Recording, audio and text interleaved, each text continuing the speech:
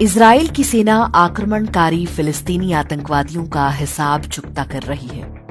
Gaza city पर बम बरस रहे हैं। हमारे देश में बहुत सारे लोग हैं जो मानते हैं कि फिलिस्तीनियों पर बड़ा अत्याचार हो रहा है। फिलिस्तीन के छोटे छोटे बच्चे, महिलाएं, बुजुर्ग, कितना बुरा हो रहा है उनके साथ।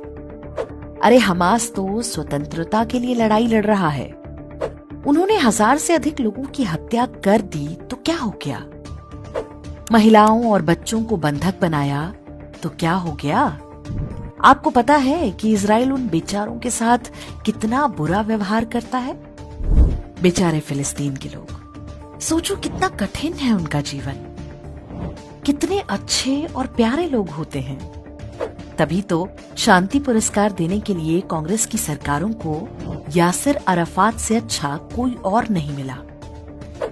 यासिर अराफात, वही जो फिलिस्तीन का राष्ट्रपति हुआ करता था, भारत को अपना सच्चा दोस्त बताया था। कहता था कि भारत मेरा दूसरा घर है। वर्ष 2008 में मनमोहन सिंह ने दिल्ली में फिलिस्तीन का दूतावास हमारे आपके टैक्स के पैसे से बनवा दिया था।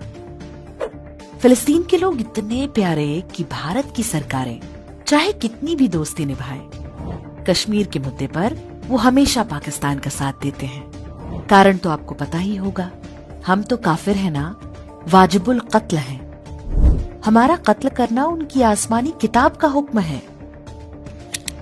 फिलिस्तीन के लोग कितने अच्छे होते हैं, इसके लिए आपको डेनमार्क की कहानी सुनाते हैं। ये कहानी है वर्ष 1992 की। डेनमार्क की सरकार ने तय किया कि फिलिस्तीन से भगाए गए 321 शरणार्थियों को वो अपने देश में बसाएगा। बेचारे इतनी लुटी पिटी हालत में डेनमार्क पहुंचे थे कि सबको उन पर दया आ गई। पहली बार हुआ कि डेनमार्क की संसद ने विशेष कानून बनाकर 321 फिलिस्तीनी शरणार्थियों को डेनमार्क की नागरिकता दे दी। तो उन 321 लोगों ने डेनमार्क की सरकार और जनता का बहुत धन्यवाद किया होगा। आप बेघर हों और कोई आपको रहने के लिए घर दे दे, तो इससे बड़ा उपकार क्या होगा भला? उन 321 फिलिस्तीनी शरणार्थियों ने तो जीवन भर उस एहसान का बदला चुकाया होगा। वर्ष 2019 में डेनमार्क की एक संस्था ने इन 321 फिलिस्तीनियों का पूरा डेटा निकलवाया और जो बातें पता चली, सुनकर आपके होश उड़ जाएंगे। डेनमार्क में शरण पाने वाले 321 लोगों में से 204 गंभीर अपराधों जैसे कि हत्या, बलात्कार और डकैती में पकड़े गए।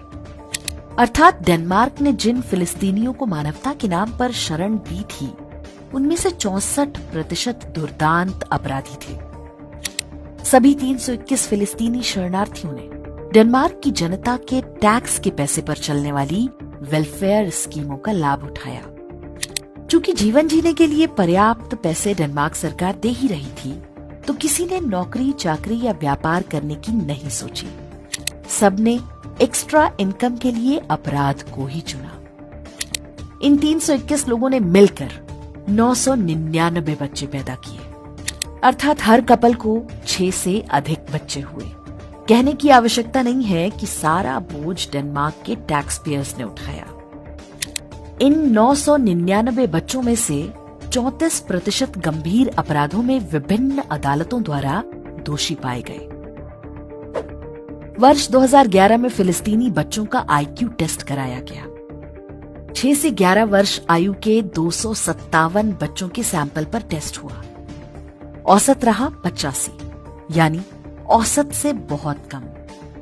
अब कम IQ होना इतनी बड़ी समस्या नहीं है, लेकिन कम बुद्धि वाले इन लोगों को कोई जन्नत और 72 हूरों के सपने दिखा दे तो निश्चित ही समस्या गंभीर हो जाती है। जब ये सर्वे प्रकाशित किया गया था तो डेनमार्क के वामपंथियों और इस्लामिस्टों ने खूब शोर मचाया कि असहिष्णुता आ गई है, इस्लामोफोबिया फैलाया जा रहा है। यहाँ पर एक और ध्यान देने वाली बात है कि फिलिस्तीनियों को कोई अरब देश भी अपने यहाँ शरण देने को तैयार नहीं होता। जॉर्डन, इजिप्ट तो बयान जारी करके कह चुके हैं कि कोई फिलिस्तीनी उनकी सीमा में घुसने की कोशिश भी ना करे। अब जरा सोचिए कि भारत में क्या हो रहा है। करोड़ों की संख्या में बांग्लादेशी और रोहिंग्या घुसपैठिए बसाए जा चुके हैं, कुछ वैध रास्तों से और अधिकांश अवैध तरीकों से। भारत में तो पूरा शासन तंत्र उनके लिए सुरक्षा दीवार बना हुआ है। राजनीतिक पार्टियां और अफसर इन घुसपैठियों के आधार कार्ड और वोटर आईडी बनवाती हैं। पुलिस वाले घूस लेकर फल सब्जी के ठेले लगवाने में सहायता करते हैं। मीडिया उन्हें बेचारा और सताया हुआ सिद्ध करता है। देश विदेश से फंड लेने वाले एनजीओ गरीबों की सहायता के नाम पर रोहिंग्या कैंपों पर ही सारी मानवता उड़ेलते हैं। म्यांमार से आकर लाखों रोहिंग्या जम्मू में बसा दिए गए, लेकिन किसी को कानों कान पता नहीं चलने पाया। और जब पता चला तो सर्वोच्च न्यायालय उनकी रक्षा में खड़ा हो गया। दिल्ली समेत देश भर में आज अपराध की जो घटनाएं अखबारों में छपती हैं, उनमें से बड़ी संख्या इन्हीं बांग्लादेशियों और रोहिंग्याओं द्वारा होती है। लेकिन हमारे देश में अपराधों के समाज शास्त्र पर कोई बात नहीं होती। नेशनल क्राइम रिकॉर्ड ब्यूरो यानी एनसीआरबी जैसी संस्थाएं कभी इस बात के आंकड़े जारी नहीं करती कि गंभीर अपराधों में इन मजहबी घुसपैठियों का कितना योगदान है। डेनमार्क जैसा कोई यूरोपीय देश हो या भारत, मजहबी घुसपैठियों के साथ जो मानवता आज वो दिखा रहे हैं, उसका परिणाम उनकी आने वाली पीढ़ियों को भुगतना ही होगा। मानवता और मानवाधिकार मानवों के लिए होते हैं, उन ज़ॉम्बीज के लिए नहीं जिनकी आसमानी किताब ने ही उन्हें चलता फिरता मानव बम बना रखा है।